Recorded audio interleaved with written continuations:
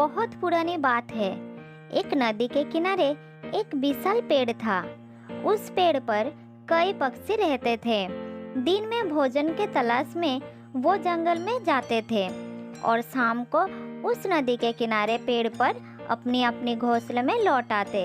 यही उनका दिनक्रम था। एक दिन एक अंधा सारस वहां आया। वो वृद्ध हो गया था। पक्षियों ने उसे दया भाव दिखाते हुए उस पेड़ पर आश्रय दे दिया। पक्षी जब भोजन की तलाश में जाते तब सारस के लिए भी भोजन ले आते थे।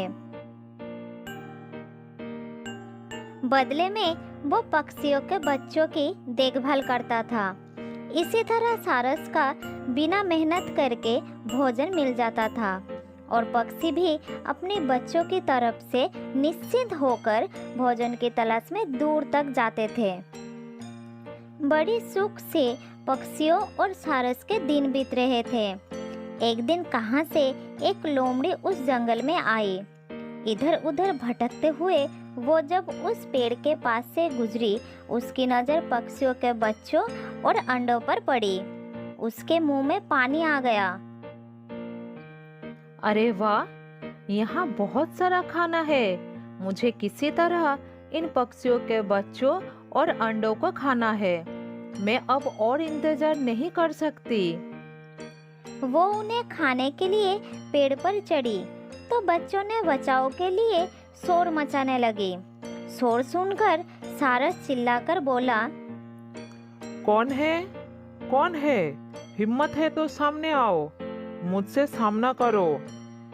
लोमड़ी डर गई और पेड़ से नीचे उतर आई और सारस को नमस्ते करके बोली, सारस जी, मैं लोमड़ी, मैं इस जंगल में रहती हूँ। जंगल के पक्षियों से मैंने आपकी बहुत प्रशंसा सुनी है, इसलिए आपके दर्शन के लिए चली आई। कृपया मेरा प्रणाम स्वीकार करें। सारस ने उसे वहां से चले जाने के लिए कहा। वो जानता था कि लोमड़ी पक्षियों के बच्चों के लिए खतरा है। लोमड़ी समझ गई कि भले ही सारस अंधा और बूढ़ा क्यों ना हो, उसके रहते पक्षियों के अंडों और बच्चों पर हाथ साफ करना असंभव है। वो किसी तरह अपना मीठी मीठी बातों से उसे विश्वास कराने का प्रयास करता रहा। थोड़ी देर बाद लोमड़ी बोली, सारस जी, मैं जानती हूँ कि आपको मुझ पर शक है। आपको लगता है कि मैं पक्षियों के बच्चे और अंडों को अपना भोजन बना लूंगी, पर मुझ पर भरोसा करें, ऐसा नहीं होगा। एक दिन एक महात्मा से मिलने के बाद मैंने मांस खाना छोड़ दिया है। मैं पूरी तरह शाकाहारी बन गई हूँ और अपना समय दूसरे के मदद करने में लगाती हूँ। आपकी प्रशंसा सुनकर आपकी शरण में कुछ दिन व्यतीत करने का विचार करके आपके पास आई हूँ। कृपया मुझे अपनी चरणों में स्थान दीजिए। सारस लोमड़ी की मीठी मीठी बातों में आ गया और उस पर विश्वास कर बैठा। उसने उसे अपने साथ पेड़ पर रहने की अनुमति दे दी। लोमड़ी तो यही चाहती थी। लोमड़ी सारस के साथ वहीं पर रहने लगे और मौका पाकर एक एक कर पक्षियों के अंडे और बच्चे खाने लगी।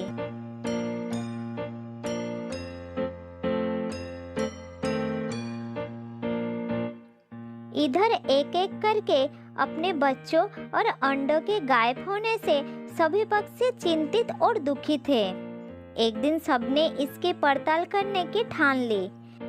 जैसे ही लोमड़ी को इस बात का पता चला, वो पेड़ छोड़कर भाग गई।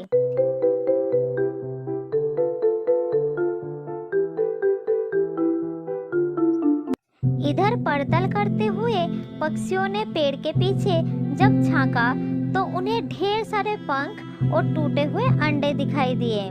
उन्हें लगा कि सारस ने ही उनके बच्चों को खा लिया है। इस वजह से सब गुस्सा हो गए और चोंच मार मार कर बूढ़ा सारस को मार दिए।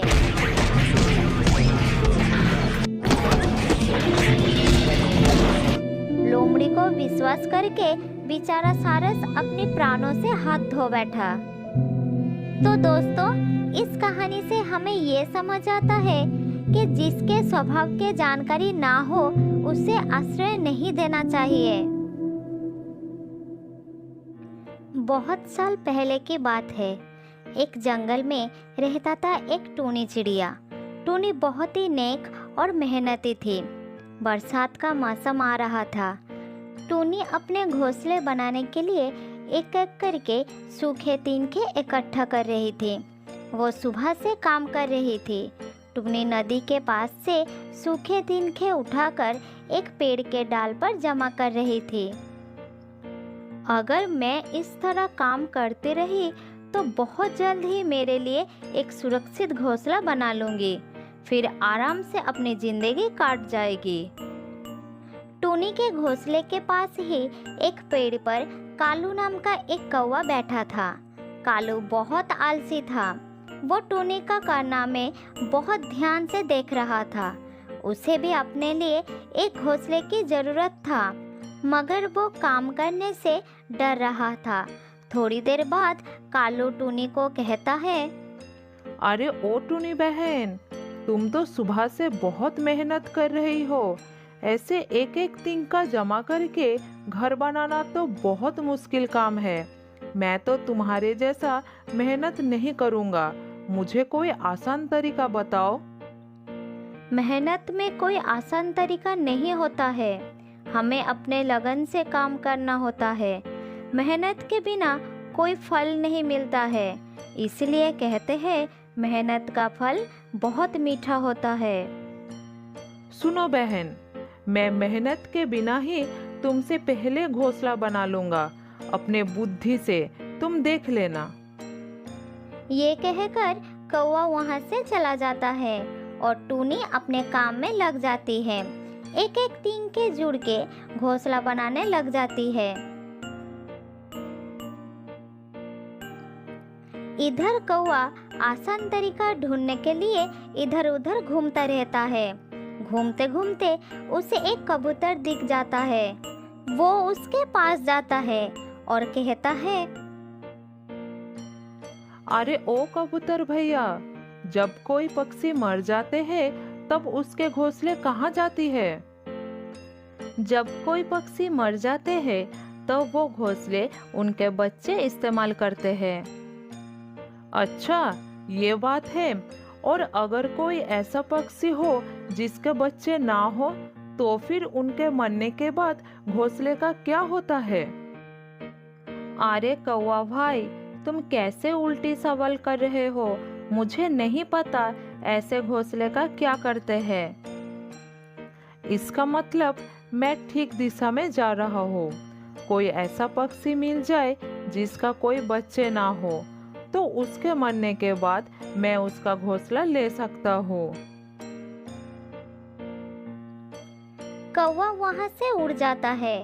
वो उड़ते उड़ते दूर पहाड़ी के तरफ चला जाता है। उधर एक तोता अपने घोंसले में बैठा था। तब कौवा तोते के पास जाता है और कहता है, अरे दोस्त, ये घोंसला तुमने कहाँ से लाए हो?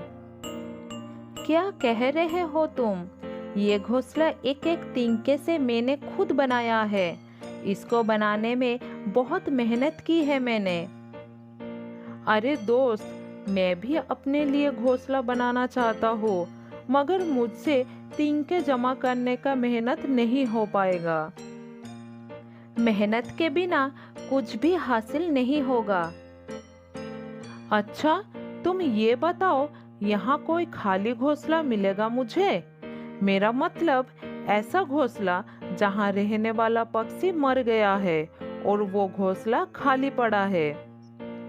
कौवे का बात सुनकर तोता गुस्से में उसे कहता है, गंदे कौवे, तुम बहुत आलसी हो।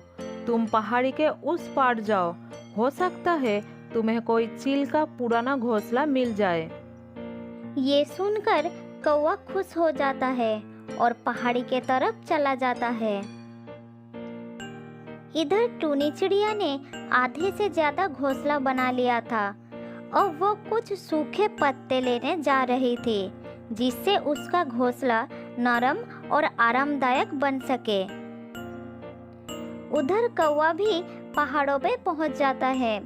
एक सूखे पेड़ पर उसे एक खाली घोंसला नजर आता है। घोंसले के पास ही एक बुलबुल पक्षी बैठा था। वो उसे पूछता है, अरे ओ बुलबुल भाई, ये घोंसला किसका है? तुम्हारा तो नहीं लगता है। कौवा भाई, इस घोंसले में कभी एक चील रहा करता था, मगर जब से वो मर गया तब से ये घोंसला खाली पड़ा है। ये तो बहुत अच्छा बात है। मिल गया मुझे बिना मेहनत के घोंसला। कौवा खुशी से झूम उठता है और फिर वो घोंसला उठाकर वापस उड़ जाता है। इधर टूनी भी अपना घोंसला बना लिया था और वो बहुत खुश थी। अब मुझे कोई चिंता नहीं, मौसम कैसा भी हो, मैं अपने घोंसले में सुरक्षित रहूंगी। इधर कौवा भी चील का पुराना घोंसला ले आ पहुंचा और पास के ही एक डाली पर घोंसला रखकर टूनी से कहता है, टूनी बहन, मैं तुम्हें कहता था ना कि हर काम में कोई आसान तरीका जरूर होता है। ये देखो, मैंने मेहनत भी नहीं की और घोंसला भी बना लिया। कौवा भाई, मगर मैं इस बात पर विश्वास नहीं करती। मैं तो मेहनत पर विश्वास रखती हूँ। ऐसे ही कुछ समय बीत जाता है। धीरे धीरे रात भी हो जाती है। टूनी और कौवा अपने अपने घोंसले में आराम करने लगते हैं।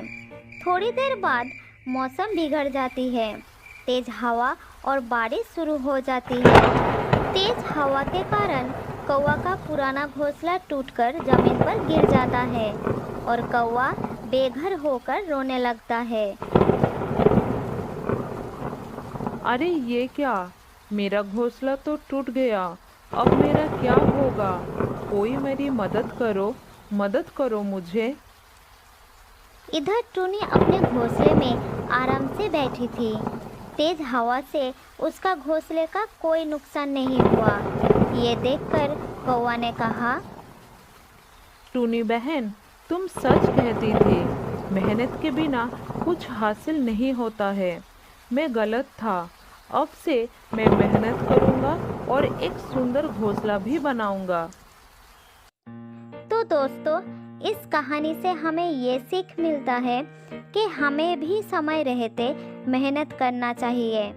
बिना मेहनत के कुछ भी प्राप्त नहीं होता है, वरना कौवे की तरह हम भी पछताते रह जाएंगे।